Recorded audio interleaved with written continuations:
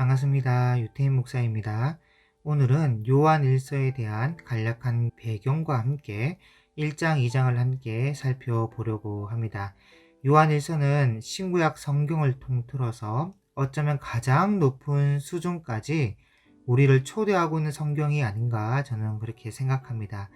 창세기 3장에 보면 인간이 타락하게 되는데 죄가 개입하게 되므로 하나님과의 관계가 단절되고 그 후 창세기 4장에 사람과 사람과의 관계도 깨지는 것을 볼 수 있습니다. 죄로 인하여 하나님과의 관계가 깨지고 나니까 가인이 자기 동생 아벨을 죽이는 일이 일어나게 된 것이죠.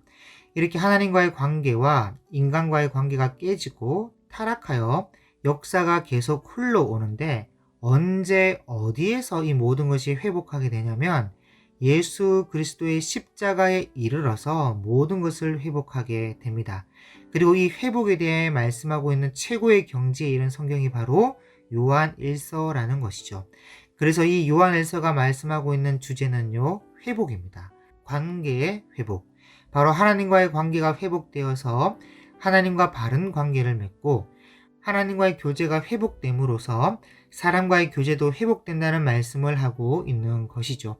그렇게 요한일서는 최고의 수준까지 우리를 초대하고 있는 성경이고 저는 요한일서보다 더 높은 경지는 없다고 생각합니다. 개인적으로요.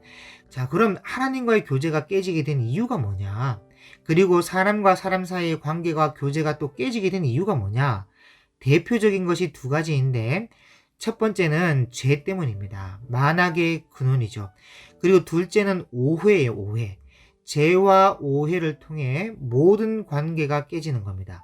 그래서 우리는 항상 주의해야 하는데 우리가 살아가는 삶 속에서 만나게 되는 사람들과 관계를 맺고 교제를 할 때 항상 내가 어떤 오해를 하고 있는 것은 아닌가 이런 것을 늘 살펴봐야 돼요. 보통 우리는 사람들의 말은 잘 안 들어보고 또 상대방의 입장에서 생각을 해보지도 않고 자기의 좁은 생각으로 오해하는 경우가 많거든요. 그건 잘못된 겁니다.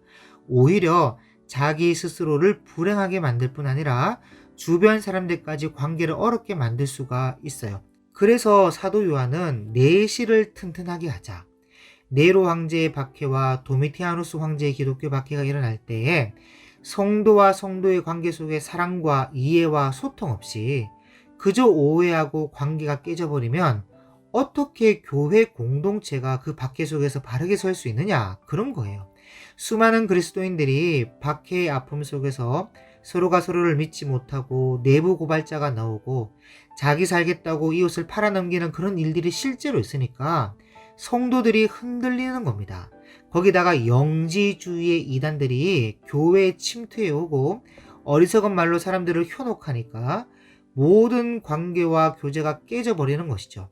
그래서 관계를 회복해야 한다. 그런 말씀을 전체적인 주제로 말씀하고 있는 것입니다.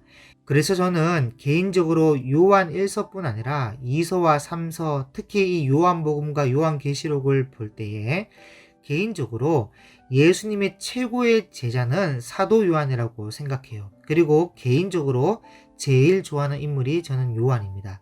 물론 신약에서 가장 존경하는 인물로는 사도 바울이고 사도 베드로는 꼭 좌충우돌하는 모습이 꼭 저를 보는 것 같아서 물론 성령 강림 이후 노력하고 애쓰며 놀랍도록 훌륭한 사도가 되었지만 개인적으로 가장 좋아하는 인물은 사도 요한입니다. 그 이유는 사도 바울이 고린도전서 13장 13절에 믿음, 소망, 사랑이 세 가지는 항상 있을 것인데 그 중에 제일은 사랑이라 그렇게 말씀했는데 이 말씀의 사랑을 실제 신학으로 승화시킨 분이 바로 사도 요한이기 때문입니다. 그 중에 제일은 사랑이라 하는 이 사랑을 사랑의 신학으로 완성한 분이에요. 그리고 사도 요한은 순교도 안 하고 끝까지 이 땅에서 주신 사명을 다 감당했는데 왜 이렇게 다른 사도들과 다르게 특별한 섭리로 보존되셨냐? 첫째는 요한계시록을 기록해야 될 사명이 있어서 그렇고 둘째는 이단들 때문입니다. 다른 모든 사도들이 순교한 이후에 이 이단들, 당시 영지주의자라는 이 이단들이 물론 사도 바울과 다른 사도들이 있을 때부터 판을 치긴 했지만 사도들이 순교하고 돌아가신 이후에는 엄청난 세력이 되었고 교회를 심하게 어지럽혔습니다. 그럴 때 교회를 흔들지 못하도록 하는 굉장히 신실하고 냉철하고 능력 있고 실력 있는 사람이 필요했는데 그 사람이 바로 사도 요한이었다는 것이죠. 예수님이 특별히 보존한 사람, 굉장한 권위를 가지고 진리의 말씀을 전하며 진리를 변증하고 수호하는 사명을 잘 감당할 수 있는 사람으로서는 사도 요한이 최고다. 그래서 보존하신 것입니다. 이 당시의 교회는 참 어려웠는데 내부로부터는 이방들의 회방을 받아야 했고 외부로부터는 로마의 박해로 인해서 1차 네로 황제의 박해로부터 지금 현재 2차 도미티아누스 황제의 박해로 이어지면서 그야말로 외우내환이었습니다. 이럴 때에 교회를 가장 잘 지킬 수 있는 사람은 베드로가 아니었어요. 예수님께서 볼 때 요한이 가장 잘할 사람으로 보신 겁니다. 그래서 요한을 남긴 거죠. 그래서 이 사도 요한이 요한 일서를 쓰는데 많은 교회 성도들이 로마서를 최고의 책으로 뽑고 있죠. 그런데 사실 로마서는 기독교의 기초를 다지는 책으로 진짜 기본에 속하는 책입니다. 진짜 가장 높은 차원에 도달한 책은 저는 요한 일서라고 봐요. 완전한 교제의 회복. 위로는 하나님과의 교제가 회복되고 이 옆으로는 형제 우애가 회복되는 그런 단계를 말씀하고 있기 때문에 이 요한 일서의 신학이 어떻게 보면 가장 높은 수준의 신학이 아니겠는가. 여러분 제 유튜브 재생 목록에 보면 기초교리 신앙이라고 해서 세례학습 문답에 대한 해설을 올려놓은 게 있는데 거기에 하나님께서 우리를 창조하신 목적에 대해서 제가 자세히 설명해 놨습니다. 하나님께서 우리를 창조하신 목적이 뭐냐? 웨스트민스터 소유리에 따르면 사람의 제1되는 목적은 하나님을 영화롭게 하는 것과 영원토록 그를 즐거워하는 것이다. 인데 이것을 아주 간단하게 줄여서 말씀드리면 하나님과의 교제입니다. 여기에 대해서 제가 세례학습 문답 교육 문항에 자세히 설명해 놨으니까 찾아서 보시길 바라고, 제가 참 안타까운 것은 모든 교회가 세례학습 문답 교육을 진행을 한다고 하는데 아주 가볍게 여기는 경향이 많은 교회로부터 있습니다. 사실은 이 세례학습 문답 교육을 문항별로 하나하나 잘만 가르쳐도요, 성도들이 이단에 절대로 빠지지 않아요. 제대로 안 가르치고 그냥 건성으로 넘어가고 대충 세례 주고 좋은 게 좋은 거라고 그냥 넘어가니까 교리 중에 가장 기본 교리가 되고 세례자가 알아야 될 기초 신앙 교리조차 몰라서 사람들이 이단에 빠지게 되는 겁니다. 진짜로요. 이것은 교회가 회개해야 될 부분이에요. 여러분 당시 영지주의자들이 이상한 교리로 교회를 흔들 때 사도 요한이 보여주고 있는 것이 뭐냐? 하나님께서 우리를 창조하신 제1목적, 하나님과의 교제가 이루어지도록 가르치고 그 교제를 회복하도록 만들었습니다. 그러니까 이단의 침투로부터 방어할 수 있었다는 것이죠. 그래서 여러분 반드시 하나님과의 교제가 회복되어야 합니다. 그리고 하나님은 사랑, 여러분 그 사랑 그 자체이기 때문에 반드시 사랑의 대상이 있어야 되고 그 사랑하는 대상과 교제가 회복되어야 우리에게 불행이 찾아오지를 않아요. 그리고 이 모든 불행은 죄와 오해로부터 시작한다는 점.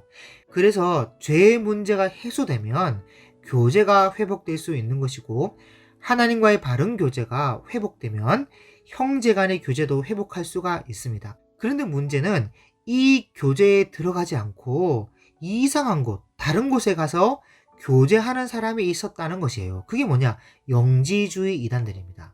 그래서 이 요한 일서를 읽고 공부할 때 적어도 이 정도의 배경은 알고 읽어야 돼요.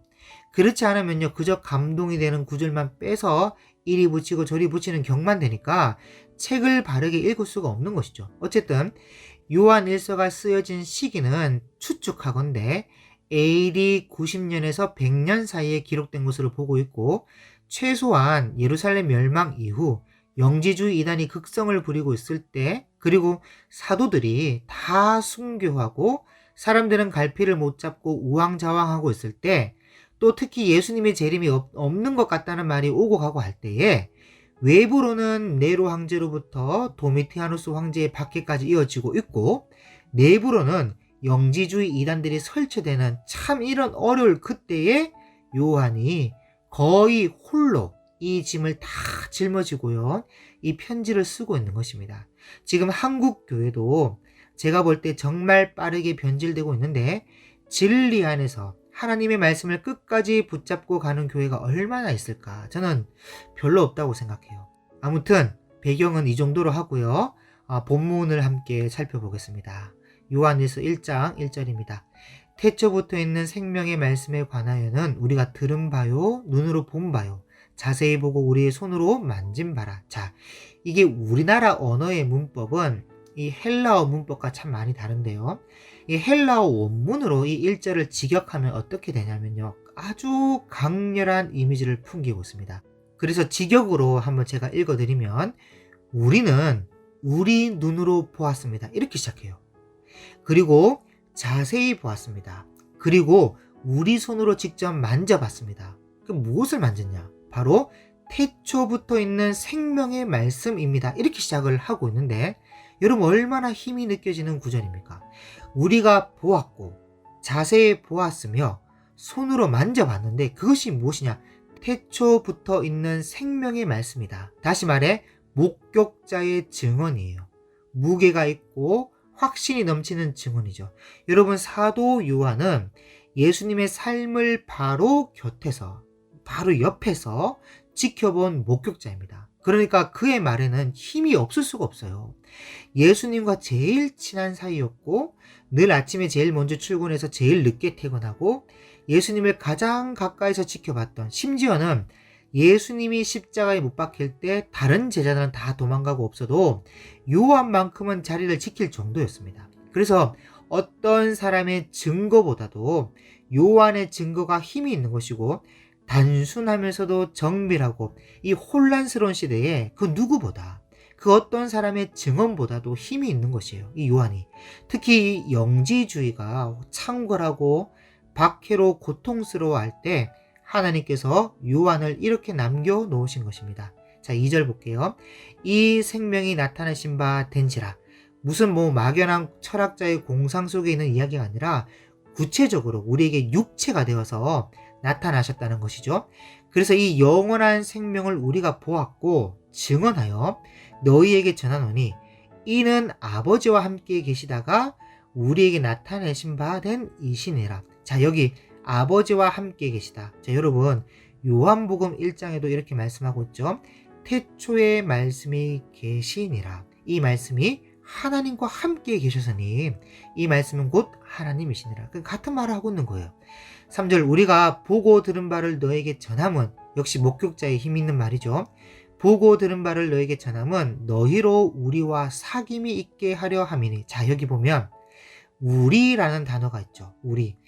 여러분, 지금 이 우리라는 말이 1장 1절부터 10절까지 21번 나옵니다. 그러니까 요한이 참 따뜻하고 안정감 있는 좋은 표현을 쓰고 있는 것인데, 외부의 박해와 이단으로부터 질이 멸렬될 위기에 있는 공동체에게 우리라는 표현을 사용하면서 소속감을 좀 주고 있는 것이죠. 그리고 예수님께서도 기도를 가르치실 때 하늘에 계신 우리 아버지라고 가르치고 있는 것처럼, 우리도요, 점점 이 개인주의적이고 이기적인 세상으로 변해가는 세상 속에서 나밖에 모르는 그런 개인주의적인 사람이 아니라 우리가 있었으면 좋겠습니다. 3절입니다. 너희는 우리와 사귐이 있게 하려 함이니 우리의 사귐은 아버지와 그의 아들 예수 그리스도와 더불어 누림이라.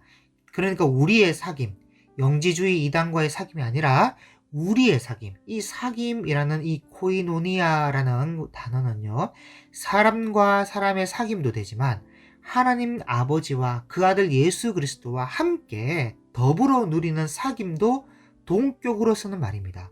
그래서 세상에 여러 모임, 회가 있죠, 회. 세상에는 여러 회가 있습니다. 신우회, 전도회, 국회 하면서 회라는 모임이 많이 있는데 그 중에 제일 큰 회가 뭐냐? 교회입니다. 교회. 여러분, 교회는요, 우리의 사귐이 있는 곳인데 하나님이 회장님으로 계신 곳이고 최고 회원으로는 뭐 모세, 뭐 아브라함, 열두 사도 그런 사람들이 최고 회원으로 있는 곳이에요. 그리고 이 회에 들어와서 멤버십을 갖추기 위해서는 기본적으로 뭐가 필요하냐? 믿음과 소망과 사랑이 있어야 하고 회원 가입도 까다롭습니다. 최소 뭐 6개월 한 1년을 두고 받다가 학습 세례를 거쳐야 되고요. 회비도 만만찮아요. 11조부터 주일 헌금까지. 그리고 회칙도 얼마나 많은지 몰라요. 66권이나 됩니다. 그런데 중요한 것은요. 이 모든 것을 감안하더라도 최고의 가치가 있는 모임이고 보배롭고 자랑스러운 회가 교회라는 것이에요. 왜냐하면 이 교회는 적어도 하나님 아버지와 그 아들 예수 그리스도와 함께하는 그런 회이니까 오히려 여기 못 들어온 사람들이 부끄러워해야 하는 것입니다. 그래서 우리의 사귐은 아버지와 그 아들 예수 그리스도와 더불어 누림이라 굉장한 이야기를 하고 있는 것이죠. 그래서 우리 그리스도인들은요, 긍지와 자부심이 있어야 됩니다. 이 회를 통해서. 우리가 이것을 쓰면 우리의 기쁨이 충만하게 하려 함이라 사도 요한은 알거든요. 이 놀라운 사실을 알았을 때 그 누리게 되는 기쁨이 얼마나 충만한지를. 그래서 배교할 수가 없는 거예요. 배신할 수가 없는 거예요. 여러분 보세요. 지금도 기독교의 전 역사를 돌아보면 이 교회라는 회를 위해서요, 목숨을 바친 사람들이 얼마나 많습니까? 이 모든 사람들이 기쁨이 충만했기 때문에 그게 가능했다는 것이에요. 5절입니다. 우리가 그에게서 듣고 너에게 전하는 소식은 이것이니 곧 하나님은 빛이시라. 그에게는 어둠이 조금 더 없으시다는 것이니라. 만일 우리가 하나님과 사귐이 있다 하고 어둠에 행하면 거짓말을 하고 진리를 행하지 아니함이거니와. 자, 그러니까 하나님을 회장으로 모시고 있는 교회 회원이라면 어둠에 행하면 안 됩니다. 그가 빛 가운데 계신 것 같이 우리도 빛 가운데 행하면 우리가 서로 사귐이 있고 그 아들 예수의 피가 우리를 모든 죄에서 깨끗하게 하실 것이요. 여러분, 예수님께서 흘리신 피는요, 그냥 무조건 뭐 세상 모든 사람들의 죄를 다 씻어준다, 이미 다 씻었다, 그런 것이 아니라 예수님을 진심으로 믿어 세례받은 사람들, 교회의 회원이 된 사람들의 죄를 씻어주시는 거예요.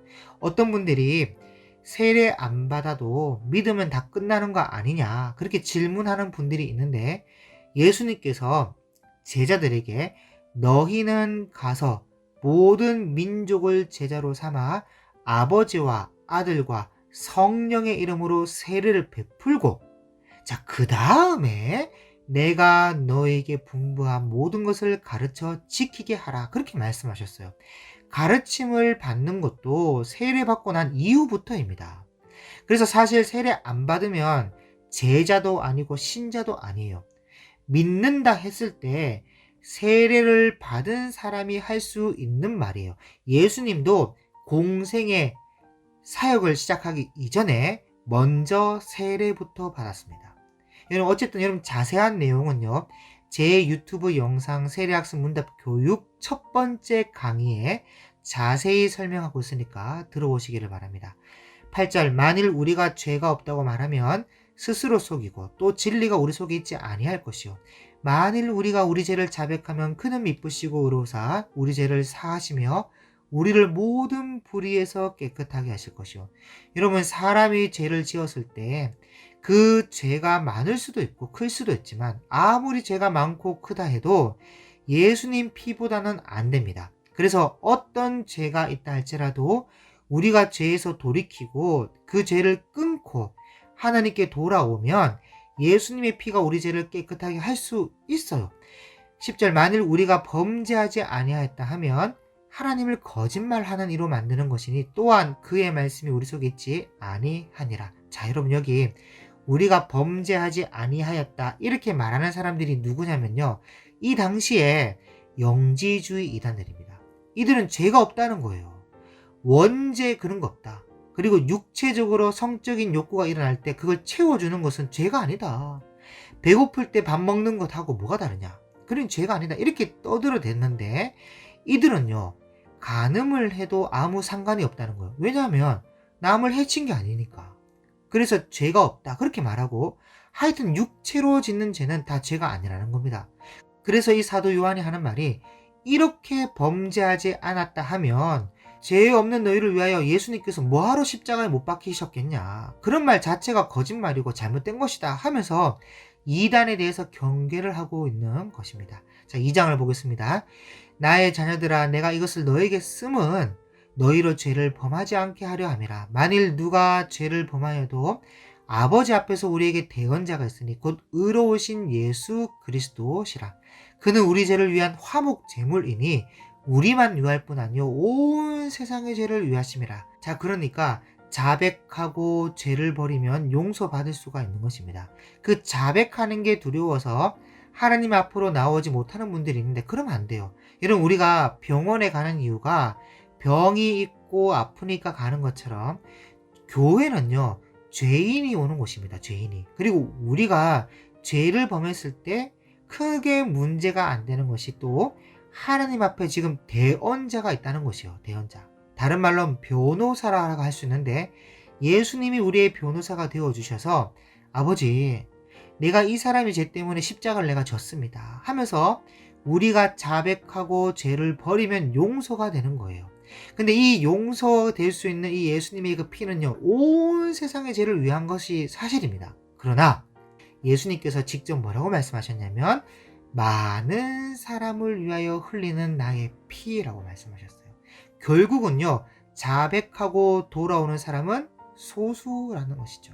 온 세상의 사람들을 다 합해봤을 때에 택함 받아 나오는 사람들은 소수였다. 그래서 예수님은 많은 사람들, 온 세상이라고 말하지 않았습니다. 3절, 우리가 그의 계명을 지키면 이로써 우리가 그를 아는 줄로 알 것이요.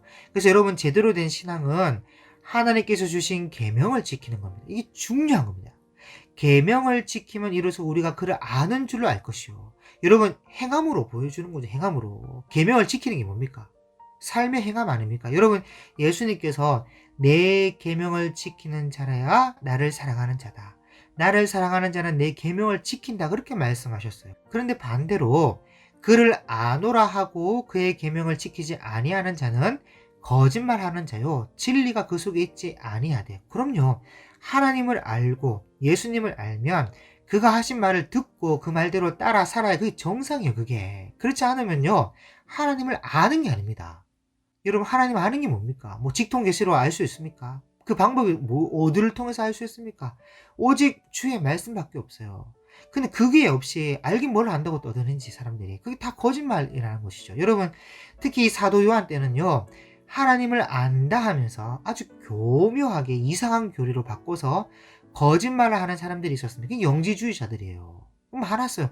그래서 이 요한이 영지주의자들을 지금 겨냥해서 하는 말이기도 하거든요. 이게 지금 여러분, 영지주의라는 것은 영적인 지식을 추구한다는 것인데 그노시스라고 했어요. 이 사람들은 자기가 제일 똑똑하다고 해요. 그리스 철학과 기독교의 진리를 믹서해서 사람을 꽤나 혼란스럽게 만들었습니다. 그러면서 자기들은 어떤 진리를 가지고 있다고 아는 척을 했어요. 아는 척. 근데 다 그게 거짓말이에요. 거짓말. 누구든지 그의 말씀을 지키는 자는 하나님의 사랑이 참으로 그 속에 온전하게 되었나니 이로써 우리가 그의 안에 있는 줄을 아노라. 말씀을 지켰을 때에 이게 가능한 것입니다.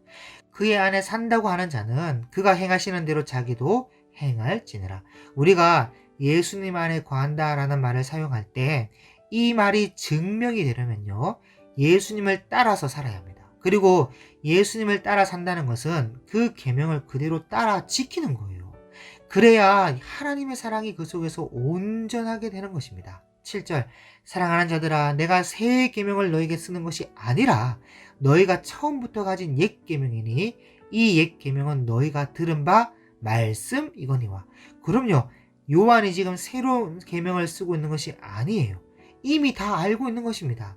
요한복음에 예수님이 새 계명을 주노니 서로 사랑하라, 그렇게 말씀하셨지만 여러분, 사실 새 계명이 아닙니다. 서로 사랑하라 이 계명이 구약 성경으로부터 원래 있었던 말씀이에요. 워낙 사랑하지 않으니까 사람들이, 그리고 유대인과 이방인을 구분해서 차별하니까 이 유대인들이 특히 예수님이 새 계명을 붙여서 지금 말씀하고 있는 거죠. 새 계명을.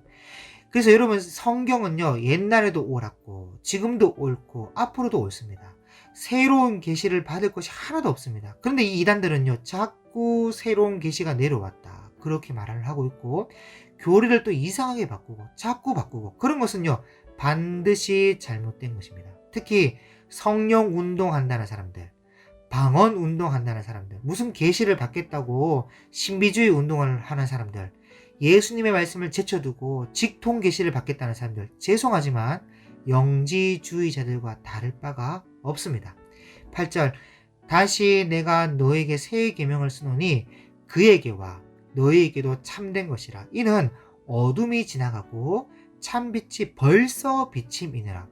예수님의 십자가의 죽음과 부활과 성령 강림으로 인하여서 이미 참빛은 벌써 비춰졌습니다. 이것은 구약의 성취이며 더 이상 변개할 수 없는 새 계명이기도 해요. 그래서 빛 가운데 있다 하면서 그 형제를 미워하는 자는 지금까지 어둠에 있는 자요, 그의 형제를 사랑하는 자는 빛 가운데 거하여 자기 속에 꺼리낌이 없으나 그의 형제를 미워하는 자는 어둠에 있고 또 어둠에 행하며 갈 곳을 알지 못하나니 이는 그 어둠이 그의 눈을 멀게 하였습니다. 혹시 여러분 사람이 믿고 용서가 안 되는 사람 있습니까? 그럼 곤란합니다. 왜냐하면 사람을 미워하는 사람은 사실 빛 가운데 있는 게 아니거든요. 그리고 빛 가운데 있지 않으면 하나님과 단절된 상태입니다. 하나님과의 교제가 이루어지지 않고 있는 것이에요. 그래서 요한은 지금 하나님과의 교제를 회복하고 빛 가운데서 그 사랑 안에서 사람과의 교제를 회복하길 원하고 있는 것이에요. 관계 회복, 코이노니아가 이루어져야 한다, 그 말을 지금 하고 있는 것입니다. 12절, 자녀들아 내가 너에게 쓰는 것은 너희 죄가 그의 이름으로 말미암아 사함을 받았음이요. 여러분, 죄 사함을 받았다, 제일 중요한 거죠. 예수님의 이름으로 우리 죄가 사하여졌습니다. 아비들아 내가 너에게 쓰는 것은 너희가 태초부터 계신 이를 알았으며. 자, 여러분 이 말이 무슨 말이냐면 이미 태초부터 계신 이를 알고 있으니까 너희가 그런 영지주의자 같은 이단 사이비에 가서 배울 게 없다는 그런 말을 하고 있는 것이요. 청년들아 내가 너에게 쓰는 것은 너희가 악한 자를 이기었음이라. 지금 우리가 또 이단 사이비를 대상으로 싸워서 이기고 그렇게 할 것이 아니라 이미 이긴 것을 지켜내기만 하면 된다, 그 말을 하고 있는 거예요. 이미 우리가 이겨놨습니다. 지켜내기만 하면 돼요. 요즘에 제 친구가 대구 이단 상담사 소장으로 있는데, 이 친구가 신천지에 빠진 사람들에게 진리의 성경을 가지고 그들의 잘못된 교리 하나하나를 뜯어 비교해 주면서 반증하고 대응을 하니까 나중에요 이들이 깨달아요. 우리가 잘못 배웠구나, 세뇌를 당했구나 하면서 나중에는 스스로 이제 빠져나오는데, 그런 사람들 꽤 많습니다. 그래서 우리는 이미 이긴 진리를 가지고 있는데, 이미 이긴 이 진리를 잘 우리가 지켜내기만 한다면요 이단에게 질 이유가 없어요. 근데 문제는요, 반드시 이길 수밖에 없는 이 진리를 뭐냐, 교회가 안 가르치고 못 가르쳐서 이단에 넘어가게 내버려 둔다는 것이 그게 문제라는 겁니다. 그게. 아이들아 내가 너에게 쓴 것은 너희가 아버지를 알았음이요. 아비들아 내가 너에게 쓴 것은 너희가 태초부터 계신 이를 알았음이요. 청년들아 내가 너희가 쓴 것은 너희가 강하고 하나님의 말씀이 너희 안에 거하시며 너희가 흉악한 자를 이기었음이라. 이 흉악한 자, 이 영지주의자들이거든요. 그러니까 아는 게 중요하면 아는 게, 진짜 하나님이 누구시고 예수님이 누구시고 진리의 말씀이 무엇이고 이거 아는 게 중요해요. 그래서 사도 요한이 이런 말을 쓰고 있는 것은 당시 성도들이 신비한 것을 배우겠다고요. 이미 옛부터 있어왔던 진리의 말씀들을 다 제쳐두고는 이상한 신비한 것을 배우겠다며 이단을 따라가고 그랬다는 것이죠. 그노시스라고 하면서 영적인 지식을 배우겠다며 여기저기를 기웃거렸어요. 여러분 당시에 교회에 모인 사람들은요 대체로 어떤 사람들이냐면 신분이 높거나 지적 수준이 높은 사람들이 있는 게 아니라 대체로 가난하고 약하고 병든 자, 이런 사람들이 많이 모여와서 믿었습니다. 그런데 그에 반해 지식층에 있는 사람들은 옷 쫙 빼입고 그리스 철학과 기독교 교리를 또 믹서해가지고는요 굉장히 수준 높은 척을 하니까 은근히 거기에 가서 기웃거리게 되는 겁니다. 그래서 13절 14절 말씀은요 영지주의자들이 있는 그곳에 가지 말라는 지금 얘기를 하고 있는 것이에요. 그래서 여러분 15절에 이 세상이나 세상에 있는 것들을 사랑하지 말라. 여러분 이 말은 세속적인 이 세상의 것을 좀 우리가 사랑하지 말자 그런 말이기도 하지만 영지주의자들과 교제하지 말라는 그런 말입니다. 영지주의자들 아주 세속적이고 정력적이고 그랬거든요. 15절 이 세상이나 세상에 있는 것들을 사랑하지 말라. 누구든지 세상을 사랑하면 아버지의 사랑이 그 안에 있지 아니하니 이는 세상에 있는 모든 것이 육신의 정욕과 안목의 정욕과 이생의 자랑이니 다 아버지께로부터 온 것이 아니요 세상으로부터 온 것이라. 그러니까 세상에 있는 것들은요 전부 다 어떻게 보면 세속적이고 정욕적이며 여러분 예전에 자동차를 살 때 보면 승차감이 중요했습니다. 승차감. 얼마나 편안하냐. 근데 요즘에는요 하차감이라고 하차감이 중요하다는 말 여러분 들어보셨습니까? 그게 뭐냐면 좋은 차를 타고 주차해서 내리면 사람들로부터 받는 부러움의 시선 그게 하차감이라고 해요. 이제는 그게 중요하다는 겁니다. 그러니까 전부 이생의 자랑이죠. 마귀적인 것들밖에 없어요. 그리고 육신의 정욕, 안목의 정욕, 이생의 자랑 이 전부 다 당시 영지주의자들이 했던 행위들입니다. 그런데 이 세상도 그 정욕도 지나가되 오직 하나님의 뜻을 행하는 자는 영원히 거하느니라. 그러니까 주님 오시면요 모든 게 지나가요. 아니면 우리가 죽든지 그럼 모든 것이 끝나는데 단 하나 하나님의 뜻을 행하는 자는 주님과 영원히 거하게 됩니다. 특히 영지주의자들은 아주 세속적이고 정욕적이며 간음해도 죄가 없다고 말하면서 육체적인 것을 따라 살았던 사람들인데 그런 사람들에게 가서 배우고 그들처럼 살아보겠다고 하는 사람들은 전부 다 그냥 지나가는 인생밖에 안 된다는 것이죠. 그래서 사도 요한은 영지주의자들과 일절 어깨를 나란히 하지 마라. 거기 가담하지 마라. 그 말을 하고 있는 것입니다. 18절 아이들아 지금은 마지막 때라. 이 마지막 때라는 것은 예수님 때부터 세상 종말까지를 전부 마지막 때라고 말을 하는데 지금은 이제 말세지말 마지막 때 중에 마지막이다 라고 말을 하는데 적그리스도가 오리라는 말을 너희가 들은 것과 같이 지금도 많은 적그리스도가 일어났으니 그러므로 우리가 마지막 때인 줄 아노라. 자 여기 사도 요한이 지금 많은 적그리스도라고 표현했는데 요한이 쓴 계시록 요한계시록에 보면 진짜 적그리스도는 한 명입니다. 그 옆에 거짓 선지자들이 줄을 잇고 있지만 진짜는 한 놈입니다. 진짜는 사도 바울도 그렇게 말하고 있고 그러니까 요한도 진짜 적그리스도는 한 놈인 걸 알거든요. 그런데 여기 많은 적그리스도가 일어났다는 표현은 그냥 영지주의자들을 적그리스도 같은 나쁜 놈들로 지금 말씀하고 있는 겁니다. 그들이 우리에게서 나갔으나 우리에게 속하지 아니하였나니 만일 우리에게 속하였더라면 우리와 함께 거하였으려니와 그들이 나간 것은 다 우리에게 속하지 아니함을 나타내려 함이니라. 자 그러니까 보세요. 여기 보면 우리에게서 나갔다 이런 말이 있죠. 그러니까 원래 이 영지주의자들은 우리에게 속했던 사람들이었습니다. 그런데 교회에서 영지주의 이단으로 빠져나간 거예요. 그 성도들이. 지금 신천지도 그렇고 대부분 이단들이 다 그렇지 않습니까? 교회 성도들이 다 이단으로 넘어가요. 20절 너희는 거룩하신 자에게서 기름 부음을 받고 모든 것을 아느니라. 근데 진짜 진리는 여기 있거든요.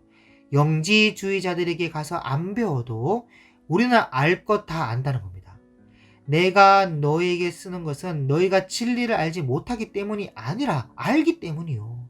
또 모든 거짓은 진리에서 나지 않기 때문이라. 거짓말하는 자가 누구냐? 예수께서 그리스도의 심을 부인하는 자가 아니냐? 아버지와 아들을 부인하는 그가 적그리스도니. 자 여러분 영지주의자는 예수님이 그리스도가 아니라는 겁니다. 예수는 예수고 그리스도는 그리스도다. 따로다. 일반적인 우리 교회에서 가르치는 가르침은 예수님이 바로 그리스도시다 이렇게 믿고 이것이 정통인데 이 사람들은요 예수라는 사람 속에 그리스도가 들어왔다는 거예요. 이 영지주의자들. 그래서 이 영지주의자들은 그리스도라는 영이 예수라는 육체 안에 들어와서 그 육체를 입고 있다가 십자가에 못 박혀 죽을 때 그리스도라는 영은 빠져나가고 예수라는 육체만 십자가에 못 박혀버렸다 이렇게 주장을 하는 겁니다. 그래서 예수님은 그리스도가 아니다. 그리스도는 하늘에서 왔고 예수는 땅에 있는 인간이다. 이렇게 주장을 했는데 그렇게 주장하는 사람들이 전부 영지주의 이단이었어요. 여러분 이것은요. 신천지 교리, JMS 교리, 통일교 교리 이런 현재 이단들이 교리를 조금만 공부해보면 다 똑같은 말을 하고 있습니다. 영지주의자들이 했던 말과 똑같은 말. 모든 이단들이 시대별 구원자 교리라고 영지주의의 교리를 그대로 가져와서는 사람들을 속이고 있어요. 그래서 사도 요한은요. 예수께서 그리스도의 심을 부인하는 자들이 바로 적그리스도다. 그렇게 단호하게 말하고 있는 겁니다. 23절 아들을 부인하는 자에게는 또한 아버지가 없으되 아들을 시인하는 자에게는 아버지도 있느니라. 너희는 처음부터 들은 것을 너희 안에 거하게 하라. 처음부터 들은 것이 너희 안에 거하면 너희가 아들과 아버지 안에 거하리라. 처음부터 들은 것이 뭡니까? 구약 성경부터 우리 온 복음 아닙니까? 사도들로부터 들은 복음이 처음부터 들은 우리 복음 아닙니까 지금? 이 복음 지켜두고 방언운동 성령운동 안됩니다. 그가 우리에게 약속하신 것은 이것이니 곧 영원한 생명이니라. 그렇죠. 처음부터 들은 것이 우리 안에 있어야지만이 약속하신 것이 이루어지는데 그게 영원한 생명이라니까요. 말씀 없이 생명이 없습니다. 너희를 미혹하는 자들에 관하여 내가 이것을 너에게 썼노라. 자, 그러니까 사도 요한이 지금 이 골치 아픈 영지주의자들 때문에 이 편지를 지금 쓰고 있다는 그런 말을 하고 있습니다. 그리고 여기 끝에 썼노라. 이거 과거형이거든요. 그래서 요한 1서 앞에 요한이 쓴 또 다른 편지가 있었던 것이고 그때도 영지주의자들에 대해서 경계를 하기 위하여서 그 목적으로 기록을 하였습니다. 27절 너희는 주께 받은 바 기름 부음이 너희 안에 거하나니 다시 말해 진리의 영이 너희 안에 거하나니 아무도 너희를 가르칠 필요가 없고 오직 그의 기름 부음이 모든 것을 너희에게 가르치며 또 참되고 거짓이 없으니 너희를 가르치신 그대로 주 안에 거하라. 자녀들아 이제 그의 안에 거하라. 이는 주께서 나타내신 바 되면 그가 강림하실 때 우리로 담대함을 얻어 그 앞에서 부끄럽지 않게 하려 함이라. 자, 그러니까 하나님과 교제를 회복하라는 거예요 지금. 너희가 그가 의로우신 줄을 알면 의를 행하는 자마다 그에게서 난 줄을 알리라.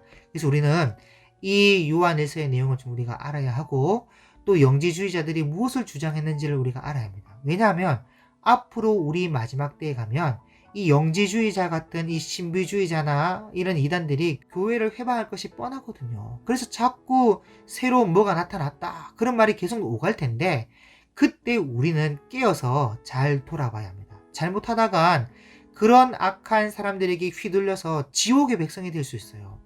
예수님께서 온 천하를 꿰는 자가 할 수만 있다면 택한 백성도 미혹하리라 그렇게 말씀하셨는데 이 말은 택한 백성도 미혹에 넘어가면 지옥 갈 수 있다는 거예요. 그래서 우리는 늘 깨어 있어야 합니다. 나 천국 간다 장담할 수가 없어요. 그리고 그 방법은 오직 주의 말씀 앞에서만 가능하다는 것이죠. 그러면 그 말씀 안에서 하나님과의 교제가 회복될 것이고 형제 간의 교제가 회복되어서 완전한 상태는 아닐지라도 이 상태 그대로 천국까지 연장되는 겁니다. 그래서 왜 천국에 가느냐? 하나님을 사랑하고 형제를 사랑하기 때문에 사랑의 나라로 가는 거예요. 방언도 사라지고 예언도 사라지고 다 사라집니다. 다 사라지는데 남는 것 세 가지 뭐죠? 믿음, 소망, 사랑이죠. 그리고 그 중에 제일은 사랑이라. 그래서 여러분 방언, 예언 아무것도 아닙니다. 추구할 이유가 하나도 없습니다. 오직 추구할 것은요. 하나님과의 교제를 회복하고 마음을 다하고 성품을 다하고 힘을 다하여 하나님을 사랑하고 이웃을 사랑하는 것. 그래서 사랑을 회복하는 것이 이 땅에서 최고의 경지라는 것을 잊지 마시길 바랍니다. 여러분 그 방법은요.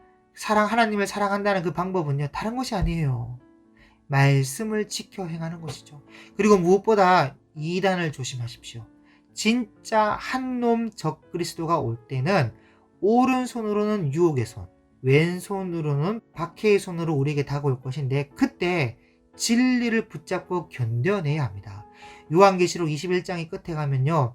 요한이 이런 말씀을 기록하고 있는데 이기는 자는 이것들을 상속으로 받으리라. 나는 그의 하나님이 되고 그는 내 아들이 되리라. 이렇게 어떻게 보면요. 성경 전체의 결론에 도달하고 있는 말씀이에요, 이게. 제 유튜브에 보면 야고보서와 베드로 전후서 성경 기관을 제가 올려놨는데 야고보서를 통해서 참 믿음을 보게 되고 베드로 전후서를 통해서 참 소망을 보게 되고 이 요한일서를 통해 참 사랑을 보게 되는 것이에요. 그럼 딱 하나 남는데요. 믿음, 소망, 사랑 됐죠. 근데 딱 하나가 뭐냐? 그게 마지막 단계. 미혹으로부터 승리하는 것입니다. 이단의 미혹으로부터. 이것만 남아있어요. 그래서 이 이단에 빠지지 않고 진리를 바르게 붙잡아서 인내하면 이기는 자가 되는데, 이기는 자. 이단, 이만희, 문선면, 정명석 같은 것들이 이기는 자가 아니고 지들이 이긴 자라고 떠들고 다니는데 패배자 중에 패배자고 배교자 중에 배교자예요. 그래서 우리는 끝까지 믿음, 소망, 사랑을 붙잡고 인내하시길 바라고 무엇보다 마지막 단계인 이단을 경계하여 넘어지지 않는 미혹에서 승리하는 이거 엉뚱한 신비주의 같은 그런 데 빠지지 말고 하나님의 말씀을 꼭 붙잡고 살아가는 저와 여러분이 되어서 하나님 나라의 아들과 딸의 상속자가 다 될 수 있기를 주님의 이름으로 축복합니다. 감사합니다.